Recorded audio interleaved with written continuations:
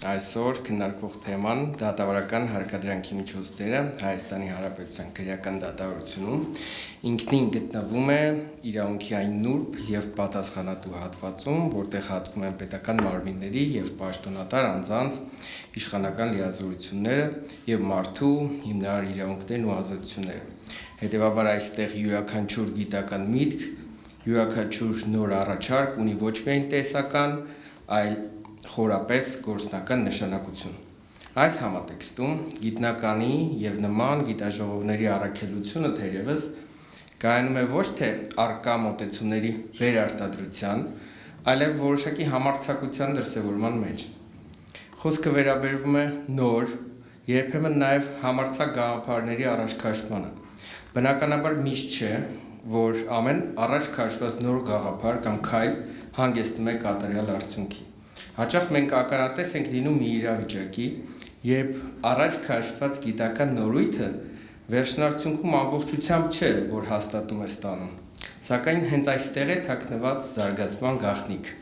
Խիզախ քայլերով առաջ շարժվելիս երբեմն երկու քայլից մեկը հղկվում է, հետ է բերվում, երկու քայլ առաջ, մեկ քայլ հետ սկզբունքով։ Սակայն հենց այդ հղկման ընթացքն է, որ իրականում ապահովում է գիտության առաջընթացը, ի վերջո ապահովելով թեկուզ մեկ, բայց որակապես նոր քայլ առաջ։ Այդ մեկ քայլը սակայն չի ծնվում անվրեպությունից, այն ծնվում է սխալվելու, վարկածներ առաջադրելու, դրանց վերանայման գործընթացում։ Այլ կերպ ասած, սխալը գիտական զարգացման անբաժան եւ անհրաժեշտ տարրն է։ Դիմելով հատկապես մեր երիտասարդներին, երիտասարդ հետազոտողներին եւ ուսանողներին, ուզում եմ ասել. հետազոտեք եւ մի վախեցեք խիզախել, մի կաշկանդվեք սխալվելուց, քանի որ հենց այդ սխալն է ապագա զարգացման երաշխիքը։ Ընդհակառակը չսխալվելու վախը հետազոտողին պահում է հարմարավետ եւ անվտանգ, բայց լճացած, ոչ նորարար դիրքերում։ Իսկ որտեղ բացակայում է նորարարությունը, այնտեղ վտանգվում է նաեւ գիտականությունը։ Այս պարզ ճշմարտության բանաձևումը Սևակյան տողերով վաղուց է տրվել։ Հանուն գալիք վառ խարույկի ես պատրաստ եմ այսօր ծխալ, հանուն վաղվա ճշմարտության թող որ այսօր լինեմ սխալ։